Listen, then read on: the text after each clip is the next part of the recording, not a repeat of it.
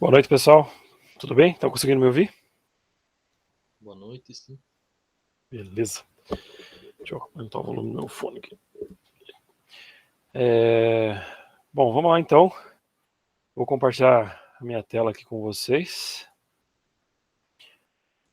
Só me avisem se vocês estão conseguindo visualizar, se está aparecendo para vocês aí os slides. Tá certinho. Tá aparecendo, Arthur. Beleza, então. Pessoal, só lembrando que a partir do momento que eu tô com a apresentação aberta aqui, eu não consigo ver o chat, tá? Então, se alguém quiser comentar, interromper, falar alguma coisa, pode abrir o microfone e me interromper mesmo, não tem problema. Aí o chat eu não consigo ver. Pessoal, vamos iniciar então a nossa segunda aula da disciplina de Organização e Arquitetura de Computadores. Eu não sei quem conseguiu ver aquele aviso que eu postei para vocês lá. Eu preferi fazer essa mudança de horário, na verdade, essa inversão, jogar a disciplina de organização antes da disciplina de programação, porque algumas pessoas que estão fazendo a disciplina de organização como DP, tá? E possivelmente essas pessoas não fazem a disciplina de algoritmos. Então fica mais fácil para elas, eu acredito, né? Fazer ali logo a primeira aula, e aí depois a pessoa tá livre, do que ficar, sei lá, até 8 e pouco esperando a disciplina da organização, para daí ter somente os 50 minutos, que é o prazo lá, o período de aula da disciplina. Então fiz essa inversão, tá? Então a gente vai ter primeiro a disciplina de organização, e daí logo na sequência a gente faz uma pausinha ali de uns 5 minutos, para dar tempo de tomar uma água, ir no banheiro e tal. E aí a gente vem na sequência com a disciplina de algoritmos daí, tá bom? Peço só que vocês, se tiverem algum colega que vocês sabem que está fazendo a disciplina, que não está aí, que vocês estejam avisando ali, eu acredito que vocês já tenham montado um grupo no WhatsApp, mas daí só estejam repassando para o pessoal essa mudança aí do horário. Qualquer coisa, se tiver alguém que tem algum problema, alguma coisa, daí pede para conversar comigo, que daí a gente vai tentando resolver aí na medida do possível, beleza? Então, pessoal, a partir da aula de hoje, na disciplina de algoritmos, a gente vai iniciar com a parte do conteúdo, e a gente vai iniciar com a parte mais básica aqui, que é falar sobre o histórico da computação dentro da disciplina de organização e arquitetura de computadores. Então, uma das partes da ementa que eu apresentei para vocês na semana passada era sobre essa parte do histórico da computação. A gente vai falar um pouquinho sobre isso hoje, tá? Então, basicamente, vocês entraram aí, vocês iniciaram o curso de Tecnologia e Análise e Desenvolvimento de Sistemas.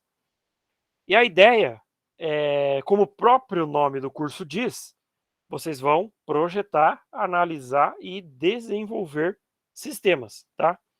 A pergunta, eu vou projetar computadores como um profissional formado em análise e desenvolvimento de sistemas? Não, tá? A ideia aqui do curso, como o próprio nome diz, é você ter a capacidade, o que o curso vai dar para vocês de base é a capacidade de analisar problemas, tá? E a capacidade de você empregar características da computação nesse problema, principalmente no sentido de desenvolvimento de sistemas, ou seja, as características para a criação de sistemas para poder resolver determinados problemas. Ou seja, vocês não vão projetar computadores. Uma outra questão, e aí fica uma pergunta: um computador precisa necessariamente ter um teclado e um mouse? Eu acho que já é óbvio a resposta dessa pergunta, é óbvio que não, né? A gente tem aí computadores nos mais diversos tipos de sistemas, e eles não necessariamente são um computador como esse dessa imagem aqui. Você tem um monitor, você tem um teclado, você tem um mouse, você tem um gabinete e tal. Um computador, obviamente isso é um computador, mas o computador não é necessariamente isso. Você não precisa desse cenário aqui para que você tenha um computador. E aí o exemplo mais clássico, a gente tem os nossos smartphones aí. Eles são um computador, eles são um tipo de computador. Muitos deles até têm capacidade muito maior do que muitos computadores de mesa, como esse da imagem aqui. Mas eles não têm necessariamente um teclado e um mouse. E aí pode surgir a pergunta, o que então pode ser considerado um computador, tá? E basicamente hoje, como eu estava falando, a gente tem sistemas computacionais, sistemas de computação nos mais diversos tipos de aparelhos, de equipamentos que a gente mexe aí no nosso dia a dia.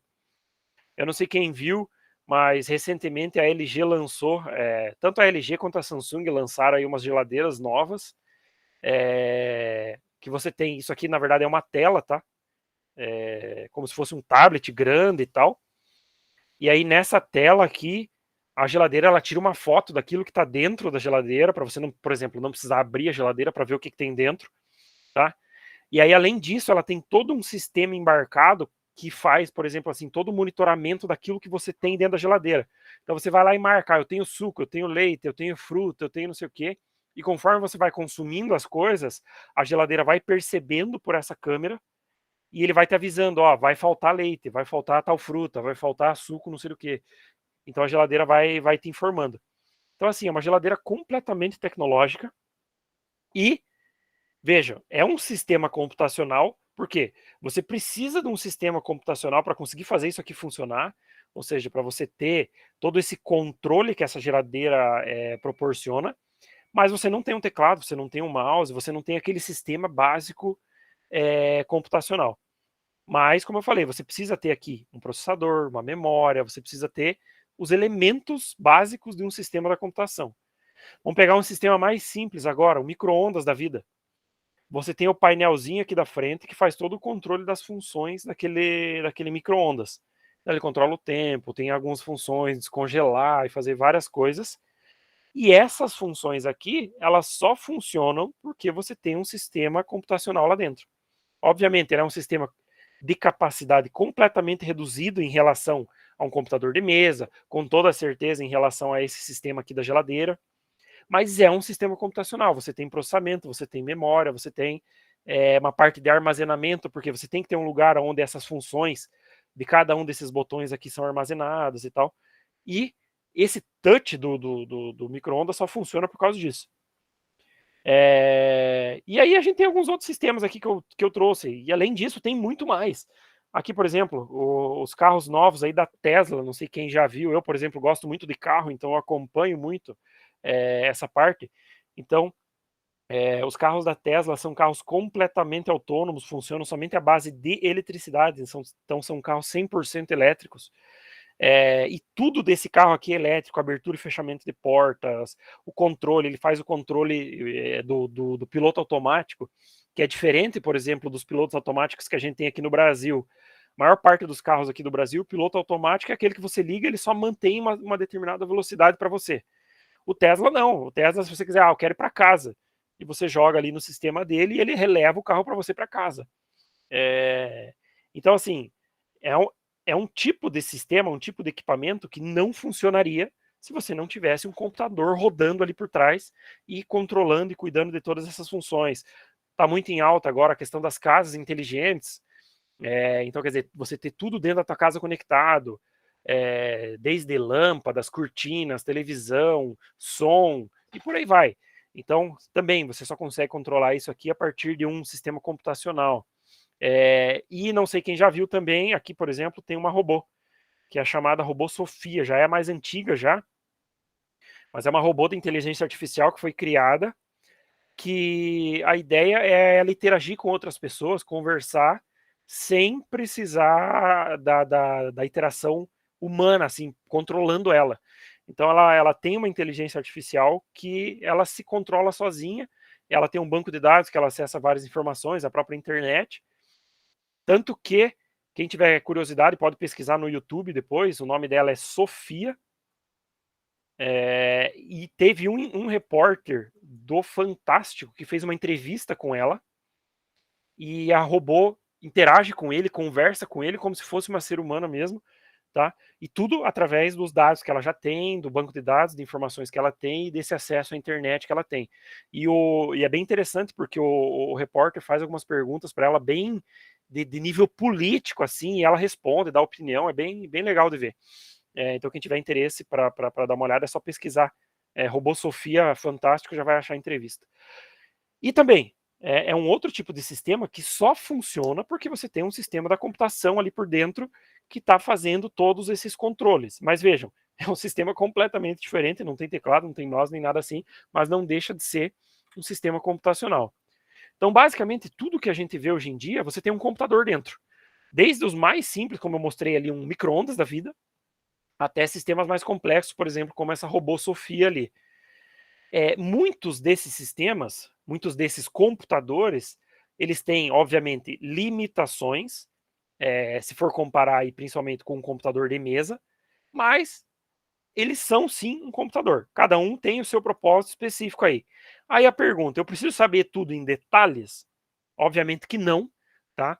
Porque cada um desses sistemas, desses equipamentos que eu mostrei para vocês, eles têm os seus propósitos. A gente não precisa compreender exatamente tudo em detalhes. O que é importante, o que é interessante para nós, como profissionais aí da área de computação, é ter uma ideia geral do que é um sistema da computação, um sistema computacional. Ou seja, entender quais são os elementos básicos, quais são as funções desses elementos, como que eles se comunicam, como que eles trocam informação, tá? E basicamente esse é o objetivo principal dessa disciplina de organização e arquitetura de computadores, ou seja, entender o que é um sistema computacional, tá? E entender o papel, principalmente, e o que faz cada um dos elementos desses sistemas computacionais, tá? Então, por exemplo, um computador ele tem processamento, ele tem memória e por aí vai. Tem vários outros elementos que a gente vai ver aí no decorrer da disciplina e como que funciona cada um deles, tá? E é interessante para nós, como profissionais, entender isso e saber para que serve cada um desses componentes. Tem muita gente que vem para os cursos da computação já sabendo isso, a pessoa já mexe com o computador em casa e tal, já sabe. Mas muita gente nunca viu na vida, nem sabe o que tem lá dentro do computador.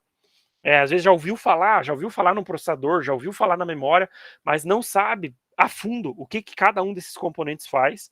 Então a ideia dessa disciplina da organização e arquitetura de computadores é justamente isso, dar essa base para vocês. Para isso, antes então da gente começar a falar exatamente daquilo que está envolvendo e os elementos dentro da computação, a gente vai começar falando hoje na aula sobre um histórico dos computadores. Então, por exemplo, de onde que surgiu. A gente tem ali o computador de mesa, até mostrei para vocês na semana passada o meu computador aqui. Você tem o teu smartphone aí na mão, o próprio teu PC de mesa, teu notebook, enfim. Mas isso não veio assim para nós, isso aí passou por um processo todo de evolução até chegar no nível que a gente tem hoje. Então é interessante, pelo menos, para a gente saber de onde surgiram essas coisas e como de onde veio para chegar até nisso que a gente tem hoje, nessa capacidade computacional que a gente tem hoje. Então, dentro do histórico dos computadores, pessoal, aqui eu só estou trazendo alguns nomes, algumas coisas importantes, tá?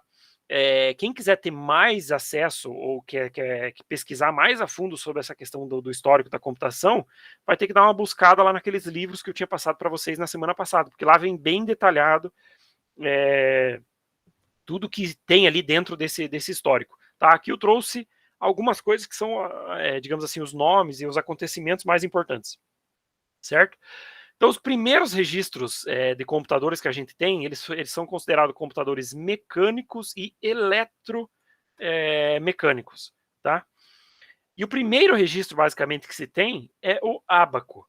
Basicamente, o que um computador faz? Ele realiza cálculos, tá? Lá no fundo, no mais fundo, no nível mais baixo da computação, o computador está executando cálculos. Por isso que o ábaco é considerado um computador. Obviamente, ele é lá dos primórdios, lá de 500 a.C., tem os primeiros registros do aparecimento dele. Mas para que ele servia? Basicamente para realizar cálculos. Então você tinha aqui um nível mais aqui embaixo, onde eram realizados os cálculos a partir das unidades, dezenas, centenas e as milhares. Ele poderia até ser maior aqui em cima, tá? Então a ideia é que cada bolinha dessa, por exemplo, aqui nessa unidade representa as unidades, tá? E aí você pode transportar uma de um lado para o outro quando você quer fazer um determinado cálculo. Cada bolinha nessa segunda linha aqui representa uma dezena, tá? Na de cima uma centena, na de cima uma milhar. E aí você consegue ir trabalhando com essas bolinhas da esquerda para a direita e realizar cálculos, tá? Então, por exemplo, se eu realizei um cálculo, eu transportei todas as unidades, as 10 unidades aqui para o lado da esquerda, isso significa que eu tenho uma dezena. E, por exemplo, eu poderia puxar uma dezena da esquerda para a direita e assim por diante. Tá? Eu vou trabalhando com esses cálculos aqui. Então, Basicamente, o ábaco é uma máquina para fazer, é um aparelhozinho para fazer cálculos, tá? E ele é considerado o primeiro computador, o primeiro registro de um computador por causa disso, porque o nosso computador hoje, nada mais, nada menos, ele faz cálculos, tá? Aí, pulando lá bem mais para frente agora, nós estamos aqui no ano de 1642, por exemplo, como eu falei, eu estou trazendo aqui alguns nomes dos mais importantes, por exemplo, que aparecem dentro dessa linha de histórico aí da computação. Um desses nomes que aparece é essa máquina aqui, que é a Pascaline, ou também conhecida como máquina de Pascal, La Pascaline, tá? Ela é considerada a primeira calculadora mecânica que se tem registro. Então ela funciona basicamente quase como a mesma ideia aqui do ábaco, que você tem uma linha para unidade, dezena, centena e milhar, só que aqui ele trabalha com os rolos, ou seja, ele tem um rolo para unidade, um rolo para dezena, um rolo para centena, um rolo para milhar e assim por diante, tá? E cada rolo desse você tem, eu tenho 10 unidades, 10 dezenas, 10 centenas, 10 milhares. E aí, conforme esses rolos vão girando, a partir do momento que ele dá uma volta completa, por exemplo, no rolo da unidade, quer dizer que ele passou 10 unidades e ele vai passar uma dezena. A partir do momento que eu passar 10 dezenas, ele passa uma centena. A partir do momento que eu passar 10 centenas, ele passa uma milhar. E assim por diante para o tamanho dessa máquina. Então, basicamente, essa máquina aí ela foi desenvolvida pelo Blaise Pascal. O cara era filósofo e matemático. Isso aqui é uma das coisas bem interessantes do histórico da computação que vocês vão ver. Muitos dos caras que criaram as primeiras máquinas aí da computação, os caras tinham essas formações aqui mais voltadas para a área de humanas e muitos deles eram matemáticos também, tá? Então foram esses caras que desenvolveram aí muito do que se tem na área da computação. Esse Blaise Pascal, então, ele desenvolveu essa calculadora para ajudar o pai dele a calcular impostos. O pai dele era como se fosse tipo um contador, e ele precisava calcular essa questão dos impostos e tal, então ele desenvolveu essa máquina para ajudar ele a fazer esses cálculos de forma automática. Porém, ela fazia somente somas e subtrações. Aqui tem um vídeo, depois eu vou deixar postado para vocês lá no Google Class, um vídeo do funcionamento dessa máquina. Aí quem tiver interesse em ver como ela funciona, é bem interessante de ver. Ele vai mostrando ali os rolos, como que eles vão se movimentando e tal, para fazer a contagem das unidades, centenas e tal. Aí eu vou deixar o link para vocês, para vocês poderem dar uma olhada lá. Agora não dá tempo aqui, porque senão a gente vai comer muito do tempo da aula, daí não dá tempo de mostrar. Seguindo um pouco mais para frente, lá em 1801, surge o tear programável, que basicamente essa ideia desse tear programável aqui é você conseguir programar cortes em tecidos e tipos de costuras que eram feitas em tecidos por meio de cartões perfurados. E isso deu a origem à programação de computador que a gente tem hoje, por exemplo. Tá? Essa máquina ela foi criada por esse cara aqui, Joseph Marie Jacquard. O cara era um costureiro e basicamente o que ele queria? Como eu falei, cortar tecidos de forma automática, ou seja, inserir lá um modelo na máquina e que a máquina fosse fazendo todos os cortes com base nesse modelo.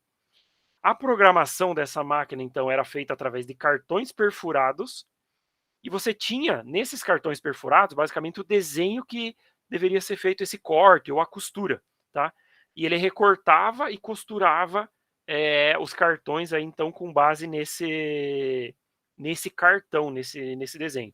Aqui, da mesma forma, eu tenho 2 vídeos que depois eu vou deixar para vocês lá, aonde vocês vão ter a ideia de como funciona esse tear programável, o cartão entrando e tal. É bem interessante de ver como ela funcionava. Inclusive, se eu não me engano, esse segundo vídeo aqui é um vídeo bem atual de um cara que mantém uma máquina dessa funcionando até hoje. Tá? Então vocês podem dar uma olhada lá.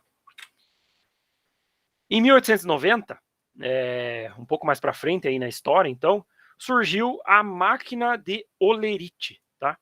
Essa máquina ela foi desenvolvida por esse cara aqui, Hermann Olerite, e ela foi baseada no tear programável.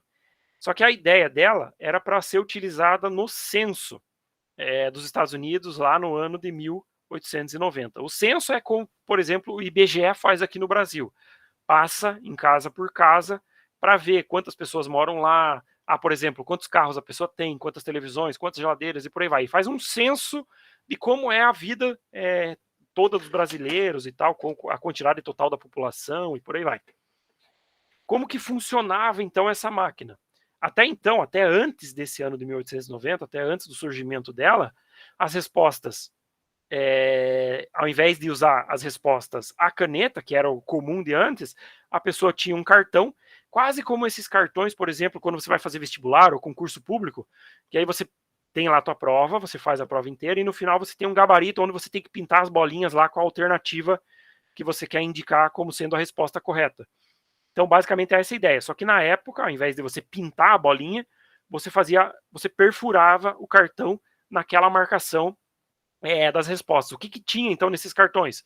O sexo, a idade, quantas pessoas moram na casa e por aí vai. Uma série de informações que os Estados Unidos queriam pegar então da sua população. Basicamente, essa máquina ela levou 1/3 do tempo para computar os dados em relação ao censo anterior. Só que isso que é interessante de ver. Os concursos, o censo anterior, que foi o censo de 1880, ele levou 5 anos somente para coletar as informações, tá? E levou mais 4 anos e meio para você completar o censo, ou seja, para você fazer todo o compilado dessas informações. O censo de 1890, que foi daí quando surgiu essa máquina de Eulerite aí, ele levou 6 anos e meio no total, tá? Desde a coleta até a compilação dessas informações. Porém, se pensar aqui, ó, o país nessa época já tinha 16 milhões de pessoas a mais, tá? Então, pensar, em 10 anos aqui, o país já tinha crescido 16 milhões de pessoas a mais, e na hora de fazer o censo, levou aí 3 anos, basicamente, a menos de tempo por causa dessa máquina. Então, aqui tem uma foto ó, dessa máquina do Eulerite. Então, percebam, eu tenho os mesmos rolinhos ali, ó. Só que aqui, nesse caso, esses rolos, eles basicamente funcionam como contadores. Por exemplo, ele vai contar aqui o número de pessoas que tem, sei lá, acima de 30 anos, menos de 30 anos e por aí vai. Então, o contador daquelas informações que o censo queria saber. E aqui em cima ele tinha o leitor, como se fosse o leitor dos cartões perfurados, onde a pessoa vinha, colocava ali o cartão e baixava essa alavanca aqui, ó, e ele fazia a contagem daquelas opções onde você tinha o cartão perfurado naquele ponto. Aí, onde o cartão tivesse perfurado, seriam os rolinhos aqui onde você ia aumentar o contador. A partir do momento que esse cara, o Eulerite lá, desenvolveu essa máquina, ele fundou uma companhia que é a chamada Tabulation Machine Company, que em 1916 virou o que é hoje a IBM. Então percebam, essa máquina aqui deu origem ao que virou hoje a IBM, que é uma das maiores empresas aí da área da computação, né? Deixa eu ver só, pessoal, que tem alguém que está pedindo para entrar aqui. Beleza? Então percebam, essa máquina deu origem a essa empresa. Basicamente, até essa época aqui, 1890, 1900, mais ou menos, os computadores foram construídos, basicamente, eles eram mecânicos, como essas máquinas aqui que eu mostrei para vocês. Eles eram inadequados para resolver grandes problemas, então percebam, as máquinas elas resolviam um problema específico. Então, por exemplo, a máquina de Eulerite resolveu o problema da contagem no censo. Eu tinha lá o TEAR programável, a ideia daquela máquina era cortar tecido, e ela fazia somente isso. Tinha-se muita coisa na época ainda que era da área militar. Isso aqui é uma outra questão também. Muito do que surgiu da tecnologia, do que a gente tem de tecnologia hoje, surgiu da área militar, tá? Aí vem para a área logística, balística, criptografia e tal. Não sei quem já assistiu um filme chamado O Jogo da Imitação. Indico para vocês assistirem, é um filme muito bom, muito legal. Esse filme é zica. Esse filme é muito top, quem não assistiu, assista. Ele é um filme que fala justamente nessa parte aqui, ó, criptografia, e de uma máquina que foi criada mais ou menos no estilo dessas máquinas aqui, para quebrar a criptografia, se não me engano, na Primeira Guerra Mundial, lá com os alemães e tal. É bem interessante de assistir, e dá nome a um dos principais nomes da computação, que é não sei quem já ouviu falar dele, que é o Alan Turing. Tá? Até vocês vão ter uma atividade para pesquisar um pouquinho sobre a vida desse cara aqui. Ele é um dos principais nomes dentro da computação, e foi ele que desenvolveu essa máquina, e a história dele é retratada um pouco nesse filme. Tá? Então, quem não assistiu, fica a indicação aí para assistir. E a partir, então, dessa época aqui, começou a era dos computadores eletrônicos, tá? Então, a partir de 1890, 1900, começaram a surgir, então, os computadores eletrônicos. E essa era, então, dos computadores eletrônicos, ela basicamente é dividida em 4 fases. Então, assim, tem vários livros que retratam essa era aqui em 4 fases. Tem alguns livros um pouco mais recentes que já estão trazendo 5 fases. Porque se vocês perceberem aqui, ó, a primeira fase, ela vai de 1840 a 1855, então tem basicamente 15 anos ali. Segunda fase, 1955 a 1965, então a gente tem um período aqui de 10 anos. Terceira fase, 1965 a 1980, então de novo a gente tem uns 15 anos aqui. Porém, a quarta fase, se pegar aqui, ó, dá de 1980 até hoje. Então aí dá 41 anos, basicamente, dentro dessa quarta fase. Então já tem alguns livros que estão dividindo essa quarta fase aqui, como tendo aqui ainda uma quinta fase, tá? Porém, os livros que eu peguei aqui, que é os livros que a gente está utilizando na disciplina, eles trazem 4 fases. Então, basicamente, é isso que eu vou mostrar. Mas muito do que é dividido nessa quinta fase aqui está dentro do que eu vou mostrar para vocês aqui desses livros que eu estou trazendo na quarta fase, tá? Então, primeiro, falando sobre os computadores da primeira fase. Primeiro computador de nome dentro da primeira fase é o ENIAC, é o Electronic Numeric Integrator in Computer, computador integrador numérico eletrônico, tá? Ele era um computador gigantesco, então aqui, por exemplo, você tem uma foto dele, vários painéis com muito fio, com muito botão, por exemplo, aqui do lado. Você precisava de muita gente para controlar esses computadores. Ele basicamente entrou em funcionamento lá em 1946 e o objetivo dele, percebam, o objetivo militar, computar a trajetória tática durante a guerra, como que as tropas, por exemplo, iriam se movimentar dentro da guerra. Porém, ele só ficou operacional depois da guerra, tá? Ele tinha basicamente a capacidade de 5.000 operações por segundo. Você até pode pensar assim, nossa, 5.000 operações por segundo é muita coisa. Se você pegar um processador qualquer de hoje, eles fazem milhares, milhões de operações por segundo. Então, na verdade, isso aqui, obviamente, para a época era muita coisa, mas comparado com hoje, é nada, tá? Ele possuía, basicamente, 17.468 válvulas. Essas válvulas, elas são basicamente como uma lâmpada incandescente. Então, eu vou falar válvula válvula, só se eu colocar aqui. Termiônica, acho que é assim o nome. Isso aqui, ó. Essas válvulas, elas têm tamanhos variados, mas algumas são bem grandes, assim, do tamanho, ou até maiores que lâmpadas, e elas que faziam todo esse controle, então, desse computador. Então, pensar, você tinha um computador com quase como dizer, aquele computador tinha 17.468 lâmpadas incandescentes funcionando lá. Então, você imagina a quantidade de energia que isso gastava. Mais ou menos 160 kWh era o consumo desse computador, tá? O sistema operacional dele era utilizado através de cartões perfurados, quase como aquela ideia lá das máquinas de Olerite, daquelas outras máquinas que eu mostrei para vocês. Ele era programado a partir de interruptores. Então, por exemplo, esses painéis aqui do lado eram os painéis que são utilizados para a programação dele. Então, a programação era justamente mexendo, trabalhando com botões. E fazer isso, você está ligando ou desligando válvulas e tal. E cada interruptor representava como se fosse um bit. 0 para desligado e 1 para ligado. Então, percebam, a programação era binária. A gente vai falar sobre o sistema binário mais para frente aí na disciplina. Mas é bem básico. O nível mais baixo da computação é o nível binário. Então, você estava programando nesse nível lá, nesse computador. E você precisava de muitas pessoas para trabalhar com ele, tá? Na sequência da história aí, a gente tem também o Colossus, que é um computador, digamos assim, nível parecido com o ENIAC. Um detalhe, esse ENIAC aqui, acho que eu vou falar mais aqui para frente, ele ocupava quase um prédio inteiro do tamanho que ele tinha, por causa do consumo que ele tinha de energia. O Colossus, ele trabalhava com a parte de análise de criptografia e ele tinha uma velocidade de processamento um pouco maior que a do ENIAC, por exemplo, 25.000 caracteres por segundo ele conseguia analisar.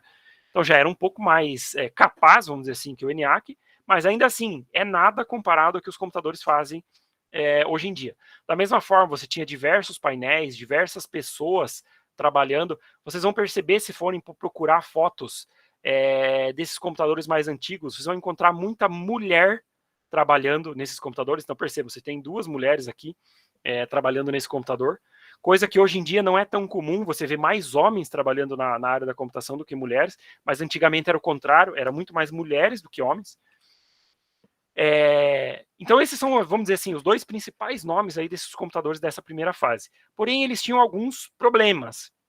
Você não tinha confiabilidade nenhuma, porque eles trabalhavam com aquelas válvulas que eu mostrei para vocês aqui, por exemplo, nessas imagens, e essas válvulas, elas queimavam muito fácil, elas tinham alto consumo de energia, elas aqueciam demais, e como eu falei, a programação é extremamente difícil, ou seja, você tinha que programar fiozinho por fiozinho, movimentar os fios aqui, trabalhar com interruptores e tal. Isso é chamado de programação wire up, ou seja, você mexer com fios mesmo, tá? Então era uma programação muito difícil. E outro detalhe que surgiu nessa primeira fase é o termo bug. Não sei quem já ouviu falar isso, de onde surgiu. Mas, por exemplo, normalmente o teu celular que você está usando aí, ele dá problema. O que você fala normalmente? Meu celular bugou, meu computador bugou. A gente usa esse termo, que é um termo bastante conhecido aí na área da computação, porém, esse termo ele surgiu em 1945, em cima desse computador aqui, o IBM Mark II. O que aconteceu? Esse era um computador que utilizava várias válvulas, e uma mariposa, que a tradução da mariposa em inglês é bug, tá? Ela entrou nos contatos ali dessas válvulas e ela acabou queimando as válvulas e gerou uma pane no computador. Essa foto aqui do lado, é uma foto real, tirada do caderno de log, que é o caderno que você guarda todos os acontecimentos desse computador IBM Mark II. E aí, dentro desse log, você tem um registro lá que é feito aqui, em um determinado dia, às 15h45 da tarde, foi feito o registro do bug, ou seja, da mariposa que foi encontrada, num tal de um relé lá, painel tal. E a pessoa que registrou esse log, esse acontecimento, ela escreveu o seguinte: First actual case of bug being found. Isso quer dizer o quê? Primeiro caso de bug, ou seja, de mariposa, encontrada. E aí esse termo bug perpetua até hoje na área da computação por causa dessa mariposinha aqui, que entrou nos contatos lá e queimou uma das válvulas e acabou gerando um problema naquele computador. Então, como eu falei, isso aqui é um registro real de algo que aconteceu e deu origem a esse termo bug, que é um termo que a gente utiliza até hoje. Deixa eu só fechar minha janela aqui, pessoal. Que a gente utiliza, então, até hoje aqui na área da computação. Seguindo, então, para os computadores da segunda fase. Na segunda fase, foi substituído as válvulas pelos transistores, que são esses carinhas aqui do lado. E isso trouxe um sinônimo de confiabilidade, porque esse cara é bem menor do que esse cabe do tamanho da ponta do dedo, mais ou menos. E eles têm o mesmo propósito que as válvulas, tá? Eles são criados a partir do silício, que é o elemento mais abundante que a gente tem na Terra. Tanto que, por exemplo, os processadores que a gente tem, eles são todos feitos na base de silício. Tá? Eles têm menor consumo de energia, são bem mais baratos, eles têm uma maior durabilidade e são bem menores em tamanho. E aí os computadores, então, dessa segunda fase, eles reduziram consideravelmente de tamanho, porque o transistor, que é o elemento base-chave desse computador, é bem menor. E aí também mudou algumas formas na área de programação, ou seja, entrou o que é conhecido como programação de baixo nível, com a linguagem Assembly, e aí começou a entrar também a programação de alto nível, na época utilizando as linguagens de programação Fortran e COBOL. Tá? Alguns nomes aí importantes, alguns nomes interessantes dessa área. O TREDIC, de 1954, é um primeiro computador 100% transistorizado. Então, se vocês perceberem aqui, comparar com a foto do ENIAC, que lá já é bem menor. Ainda assim, ele é grande, obviamente, comparado com o que a gente tem hoje, mas bem menor em relação ao ENIAC. Ele foi criado por essa Bell Labs aqui. E também, percebam, a área militar foi utilizado pela Força Aérea dos Estados Unidos. Aqui ficou meio bugado meu slide, não sei porquê, mas nós temos aqui, ó, deixa eu desbugar isso aqui. Nós temos o IBM 7094 ali, que foi um computador, então, desenvolvido pela IBM, foi um dos maiores sucessos aí entre os computadores da segunda fase. Ele pesava 890 quilos, pensando que o ENIAC pesava 30 toneladas, e ele basicamente atingiu aí as 10 mil unidades vendidas. Então aqui tem algumas fotos desse computador. Perceba que é bem menor em relação ao ENIAC. Um outro computador aqui dessa época, IBM 1401, que também foi um outro modelo, ocupava uma sala bem menor em relação ao ENIAC. Então você tem aqui todos os componentes dele e tal, bastante coisa. Os principais computadores dessa segunda fase aqui, eles eram utilizados e eles foram construídos para fazer o controle de usinas nucleares, principalmente usinas de energia. Até tem uma foto aqui, eu trouxe, uma foto do desenho dos Simpsons. Basicamente, o trabalho dos Simpsons era fazer o controle lá de uma usina nuclear, usando lá um computador, que era basicamente a ideia desses computadores aí da segunda fase. Aí a gente entra, então, nos computadores da terceira fase, tá? Que aí é a fase, então, dos circuitos integrados, que são esses carinhas aqui, ou seja, eles diminuíram bem mais de tamanho e muito mais capacidade do que tinham os transistores. E aqui começou, então, a surgir os primeiros sistemas operacionais, a ideia de multiprogramação, multitarefa, terminal de vídeo, e começou a surgir as principais marcas aí que a gente tem hoje, ó, Unix, que deu origem ao Linux, linguagem de programação C, a Apple surgiu aqui nessa época também. Alguns nomes interessantes dessa terceira fase. IBM 360, surgiu lá em 1964. Ele veio como sendo uma família de mainframes, revolucionou a época, a era da TI, vamos dizer assim, nessa época. Foi um projeto aí de 5 bilhões de dólares para ser desenvolvido. E ele executava basicamente aí 2 milhões de operações por segundo. Então era muita coisa já para a época. E trouxe aí o sistema de 8 bits de endereçamento de memória. A gente pensa, 8 bits de endereçamento de memória não é muita coisa. Se você pegar uma placa de vídeo nova hoje, o sistema de endereçamento das placas de vídeo nova hoje, eles chegam a 512 bits, tá? Que são endereços bem grandes. A gente vai ver, entender um pouco melhor isso aqui quando a gente estiver trabalhando lá com o sistema binário, que as conversões e tal, a gente vai entender qual que é essa diferença entre um sistema de 8 bits e um sistema de 512. Surgiu aqui o Apple One, que foi o primeiro computador desenvolvido pela Apple em 1976. Ele foi criado pelo Wozniak e pelo Jobs. Na época, o Wozniak ele vendeu uma calculadora científica que ele tinha, uma HP 65, por $500, e ele investiu tudo na criação desse computador. Ele foi um dos primeiros computadores que surgiu com uma placa de circuito completamente integrada, que daí deu a origem para as placas-mãe que a gente tem hoje. Então, a ideia de motherboard, né, placa-mãe. E ele tinha dentro dessa placa 60 microchips lá soldados, montados nessa placa. Foi considerado aí um dos primeiros computadores pessoais que foram criados e vendidos, e na época ele era vendido a $666,66. Isso porque esse Wozniak, o cara era meio loucão da cabeça, e ele gostava de números repetitivos. Então ele colocou todos os números repetidos, todo 666, então o cara devia ser meio do demo, sei lá, e ele colocou todos os números 6 lá para venda. Para vocês terem uma ideia, em 2013 foi leiloado uma versão, um exemplar desse Apple One aqui, ele foi leiloado e vendido por $661 mil, tá? Esse exemplar, ele tinha a assinatura do Wozniak, ele tinha o manual original de instruções, e ele tinha uma carta comercial do Steve Jobs, que era a carta de apresentação desse computador na época. Aqui tem uma foto dele, ó, então feito totalmente em madeira e tal, aqui tá a placa de circuito ó, integrada e tal, e já trouxe a ideia aqui ó, do teclado, monitor, na época ainda não tinha mouse. Aí em 1977 foi lançado o Apple II, que é esse cara da foto aqui, já percebam, bem diferente, já um design bem melhor. Ele tinha um processador de incríveis 1 MHz, tá? Coisa absurda para a época, mas para hoje em dia não é nada, porcaria nenhuma.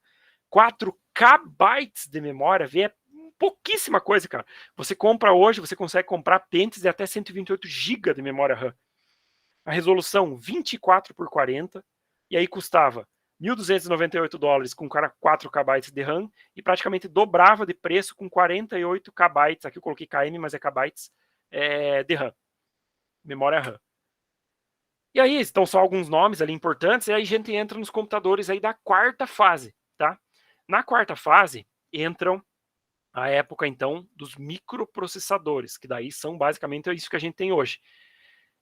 Dentro dessa quarta fase encontra-se também a questão do LSI e do VLSI, que é a grande escala de integração entre os componentes de eletrônica, que permitiram você criar esses componentes muito pequenos e diminuir completamente o tamanho dos equipamentos. E aí eles começaram a surgir aqui com essa ideia de 100 mil operações por segundo. Então você imagina um chipzinho desse tamanho que cabe na ponta do teu dedo poder calcular e fazer 100 mil operações por segundo. Enquanto lá na primeira fase, por exemplo, que eu tinha mostrado, o ENIAC, que tinha 30 toneladas, 160 quilowatts de energia, não sei o que, fazia 5 mil operações por segundo. Então, para vocês verem como que essa evolução trouxe bastante coisa aí para a área. Alguns computadores dessa época. IBM Power, foi uma aliança entre IBM, Apple e Motorola. Surgiram aí os primeiros processadores da Pentium, tá? Daí de 93 a 2006, mais ou menos. E esses processadores foram o principal motor de acesso ao conhecimento e entretenimento, porque a partir daqui mesmo que começou a difundir os computadores pessoais, tá? E entraram aí na casa de todo mundo.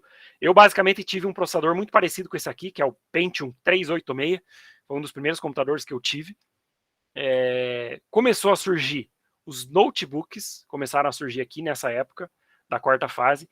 Na época, obviamente, eles surgiram como objetos de luxo.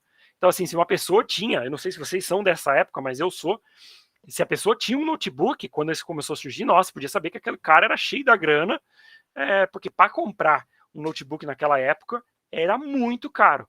E não tinha muita procura nessa época. Tanto que se falava, tinha comentários nessa época, que nunca que você ia ter essa necessidade de você andar com um computador na mão, de você ter um computador pessoal. E veja o que a gente tem hoje. No nosso celular, a gente tem essa capacidade, ou às vezes até muito maior do que esses notebooks aqui. E às vezes a gente até tem mais que um celular com essa capacidade. Lá em 2001 surgiu o iPod, que foi o primeiro e deu a origem ao sinônimo aí de dispositivo portátil. A ideia de você poder carregar um dispositivo no bolso ali e poder ouvir suas músicas e tal. Ele teve aí basicamente 275 milhões de unidades vendidas. Surgiu também lá em 2007, mais ou menos, o iPhone, primeira versão do iPhone que surgiu. Então, iPhone 3G. Aqui eu até deixei uma foto do iPhone 10, mas a gente já está hoje no iPhone 12, se eu não me engano. A última versão do iPhone que a gente tem. Surgiu também em 2010 o iPad, tá?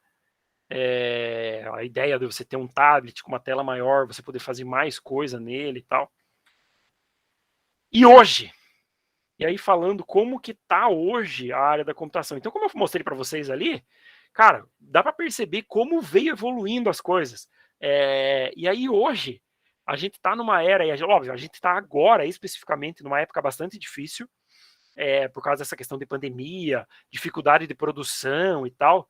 Mas, cara, se for pensar, a gente tem muita coisa com muita capacidade. Por exemplo, aqui de processadores, falando de processadores atuais.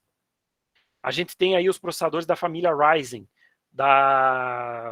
os Ryzen 5000, né, que é os últimos Ryzen que surgiram. Por exemplo, esse Ryzen 9 aqui é um dos processadores mais tops que se tem no mercado para você ter dentro de um computador pessoal.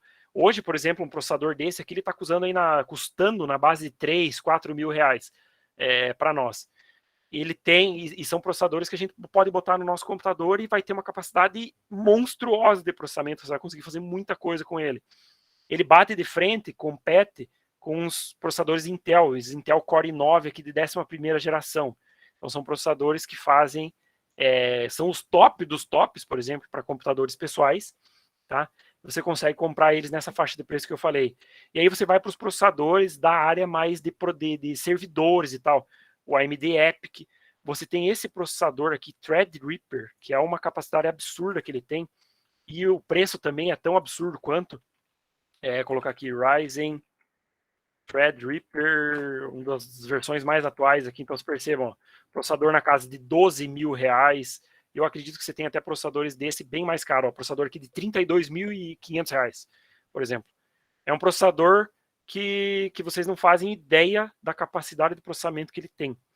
Ele tem, por exemplo, 64 núcleos de processamento. Então é muita coisa. Falando aí das placas-mãe, coloquei algumas placas-mães aqui mais do estilo gamer, mas são placas-mãe que têm muita capacidade, eles trazem muita capacidade e permitem que a gente monte computadores muito bons, com muita capacidade de processamento de imagens e tal, né?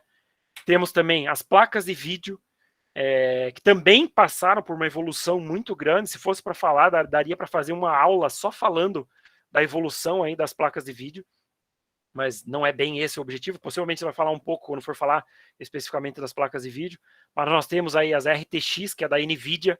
Nós estamos hoje na série 3000, e essa aqui é a mais top de todas, a RTX 3090, que tem uma capacidade também muito absurda de processamento, mas a NVIDIA já está falando aí das placas de vídeo da série 4000, tá? Que pode ser que surja aí no começo do ano que vem. E junto com ela tem a principal competidora, que é a AMD, com as placas da Radeon. Então, algumas placas de vídeo aqui para fazer processamento de imagens, inteligência artificial e tal.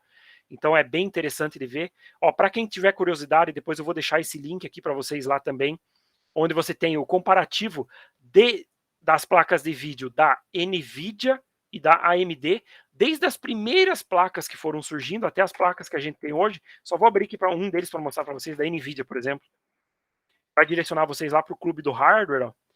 E aí você tem aqui uma tabela gigantesca, com desde a primeira placa de vídeo da NVIDIA que surgiu, por exemplo, essa Riva 128, e aí ele vai mostrando qual que é o clock dela, a bitagem lá de memória, qual que era a capacidade de transferência, por exemplo. Então vamos pegar aqui só para vocês terem de exemplo.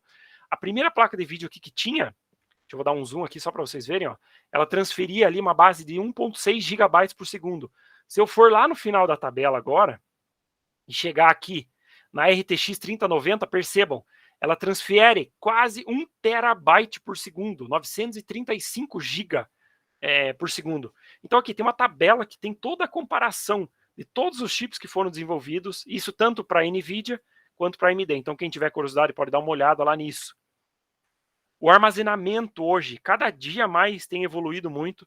Por exemplo, aqui eu tenho um HD SSD que eu coloquei para vocês, que surgiu aí há pouco tempo, questão de 4, 5 anos que começou a se falar dos HDs SSDs.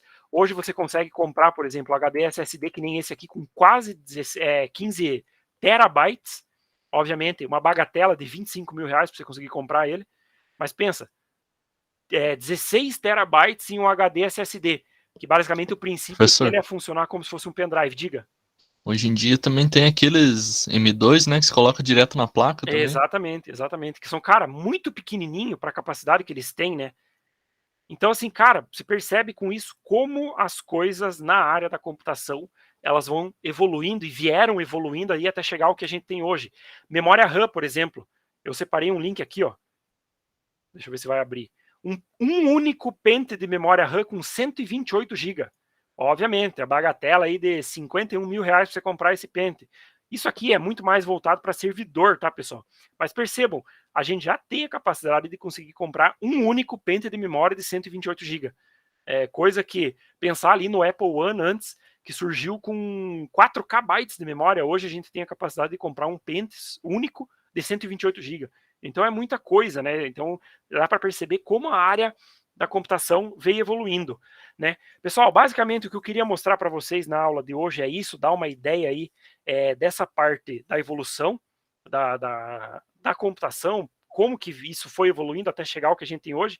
Obviamente a gente não tem muito tempo, até já estourou o tempo da aula, mas, caras, quem tiver interesse, tem muita questão interessante aí nesse meio, que vocês podem dar uma pesquisada para se aprofundar mais, tá? O que a gente vai ver nas próximas aulas? A gente vai falar um pouquinho sobre as unidades de armazenamento computacionais, tá? Muita gente não sabe qual que é a diferença entre mega, giga, tera, tá? Então a gente vai falar um pouco disso. E vai falar também sobre a parte dos sistemas de representação numérica computacional. Vai ver o sistema binário, o sistema decimal, o sistema octal e o sistema hexadecimal. Vamos ver como que funciona a conversão nesses sistemas, porque é basicamente o que o sistema computacional usa. Vamos ver os cálculos e tal. E a gente vai ver alguma coisa em cima disso. Pessoal, alguma dúvida sobre o que foi colocado aí na aula de hoje? Ô, professor, como que é o nome daquele filme lá que você falou? O Jogo da Imitação. O Jogo da Imitação. Valeu, professor. Beleza? Pessoal, então vamos encerrar a aula aqui, a aula de organização e arquitetura de computadores. Antes de vocês saírem, vou tirar um print aqui para eu gravar quem estava